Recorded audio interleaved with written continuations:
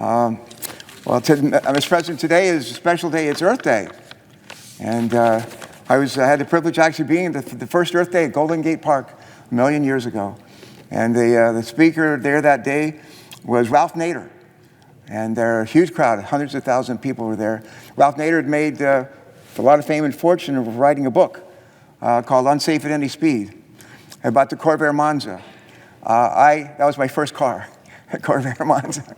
And as he was there speaking that day, I couldn't help but think about how much I love my Corvair Monza, and couldn't believe he wrote that book about it. But he actually made a lot of sense, and served as a rallying point for people in this country who realized that we were going the wrong way in terms of the cleanliness of our air, the cleanliness of our water.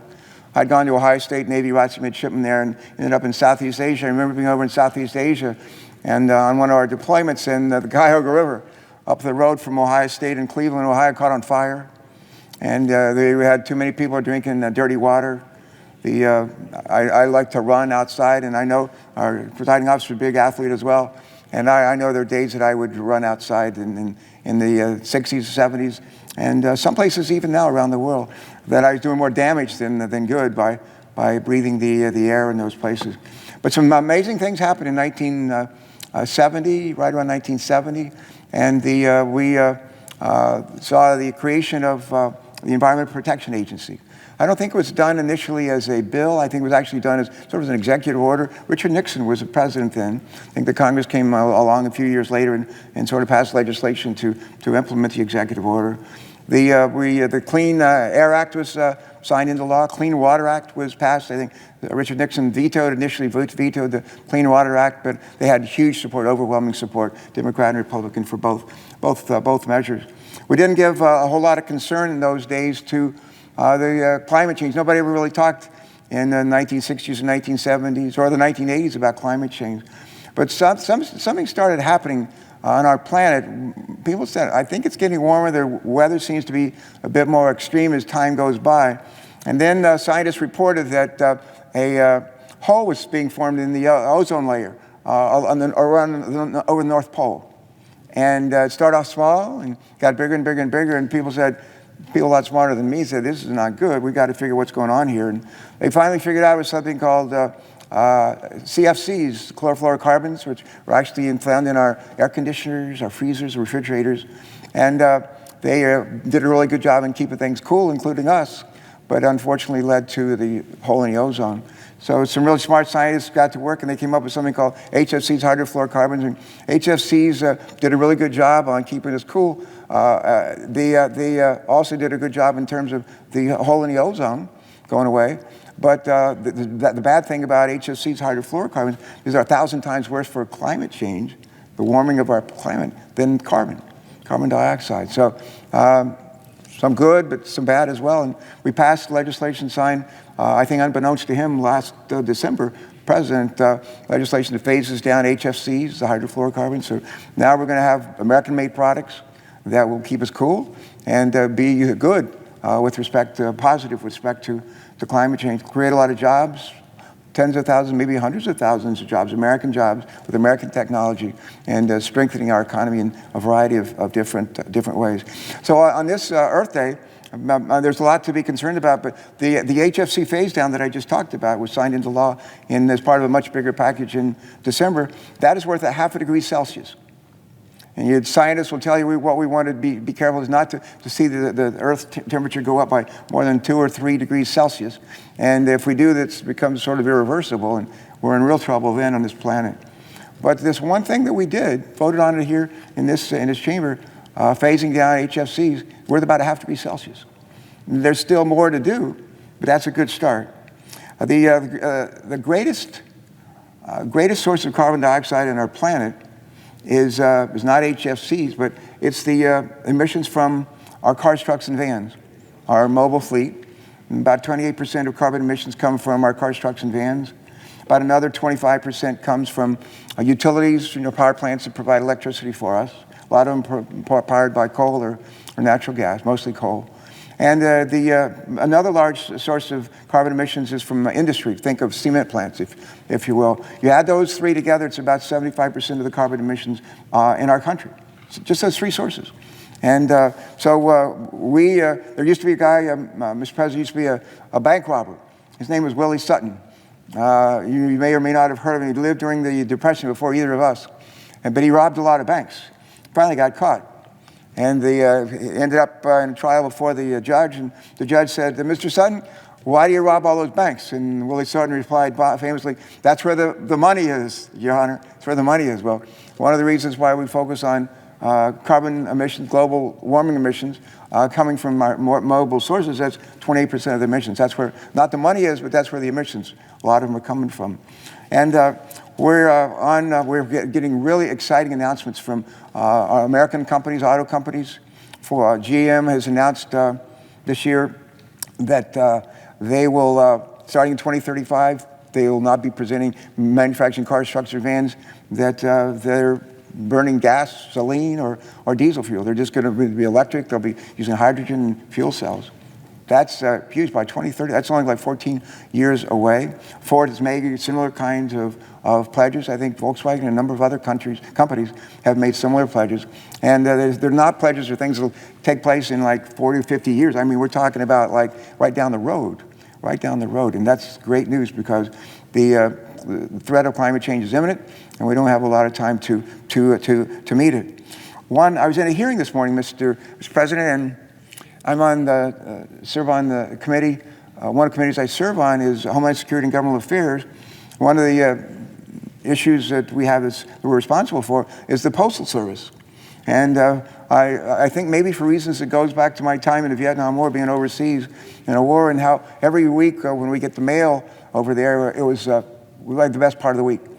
And hear from your families, loved ones, friends, newspapers, magazines, care packages. It was a great day. And so I have this great affection for the Postal Service even today. I love the idea of mail-in voting, and I know my friend from Georgia has some affection for people being able to participate and exercise their constitutional rights through the mail, and hopefully we'll do more of that in smart ways like that in the future. But the Postal Service still provides valuable service. We're reminded of that during the election last year. But the Postal Service, the men and women who drive around and deliver our mail, they drive around in vehicles that are on average 25 years and older. Almost all of them are diesel or gasoline powered. And the Postal Service realizes that they need to upgrade their fleet, and they need to do that sooner than later. It is not cheap. It is a not cheap thing to do with 165,000 mail trucks that need to be replaced in the next several years. There's a 10-year plan that the Postal Service has put out, how they plan to sort of return to, if not to profitability, or at least improve over time to a break-even situation. One of the things that's in their plan is to buy and replace their existing fleet of cars, trucks, and vans, mostly trucks and vans. They're contracting, and apparently going to contract with a company up in Oshkosh, Wisconsin called Oshkosh. And the idea is to build a bunch of vehicles, tens of thousands of them, over the next decade or so. We had 3 nominees today, Mr. President, before us, who have been nominated to be members of the Board of Governors of the Postal Service. In all, there are 9 members of the Board of Governors, nominated by the President, confirmed by the Senate. They have 3 vacancies, and we had the 3 nominees to fill those vacancies before us. And I wish them all a happy Earth Day. And then I talked to them about what lives they had in terms of replacing 165,000 vehicles. And apparently they're originally the first couple of thousand vehicles that'll be produced will be gas and diesel. And then after that, the vehicles could be gas, diesel, or electric, or hydrogen for that matter. There's an extra cost when you switch to electric. Extra cost when we switch over to, say, hydrogen, if that's the technology that's chosen. Because you need the electric charging stations, you need the hydrogen fueling stations. And it's easy to take your gasoline-powered vehicle, your diesel-powered vehicle to a gas station. It's on the corner, it's in your town. But if you need to get the electric charge for your battery, or you need the hydrogen for your fuel cell vehicle, then that costs some money. And it can't all be on the Postal Service. It can't all be on the Postal Service. And as we put together this next infrastructure package for our country, and we're going to be debating here legislation Senator Capito and I and the Environmental and Public Works Committee have been working on with our team, bipartisan team. Next week, a big package on wastewater treatment and on drinking water, clean drinking water. That'll be the first big infrastructure bill that we've passed, I think, in the Senate, hopefully next week. But there'll be hopefully a lot more. And part of that will be roads, highways, and bridges coming down the road. And part of that will be charging stations on densely populated corridors all over the country, for charging stations for electric vehicles, charging stations or fueling stations for hydrogen vehicles, which have a lot of potential too. And I just want us to keep in mind when that day comes, I want the Postal Service to keep in mind that we need for them to set an example. The Postal Service has set an example. If they go out and they buy 2/3 of the new vehicles they buy are gasoline and diesel powered, shame on them. And frankly, shame on us in this body if we allow that to happen. But we have to remember the Postal Service is fighting for its life, and we need to be there and be helpful in terms of helping to pay for the infrastructure that they will need to when they buy these new vehicles. I'll close with this. Mr. President, I'm not sure where Home Depot is headquartered. They're not headquartered in Georgia. If they are, wait, now nod your head. I think they are. I love to talk about Home Depot. And whenever I go down to Central America, places like Honduras, Guatemala, and Salvador, call them the Northern Triangle countries, and we have something in place called Alliance, and it's an alliance program that's designed to help direct corruption there, crime there, violence there, lack of economic opportunity there. And we provide money from taxpayer money to help them, these countries down there, so that people stop feeling like they have to come up here to escape the violence, the corruption, the crime, and lack of economic opportunity. And so we provide some money, and we expect them for every dollar we provide to provide $4 or5 on their own. We want foundations to put up money. We want businesses to put up money to help with this as well. I say to the people of Honduras, Guatemala, and Salvador, who live in some really terrible situations, but when I talk to them about the Alliance for Prosperity, which has been in place now for several years, you can do it, those three countries, Honduras, Guatemala, Salvador, you can do it, we can help. And I think we have a moral obligation to help. And I think the Postal Service, they can do it. They can update their fleet. They can do so in a way that's sustainable and is actually good for this planet. This is the only planet we're going to have. We've got to take care of it. And right now we face huge challenges. So I would, on this Earth Day, Mr. President, to my colleagues, say the adversity lies opportunity.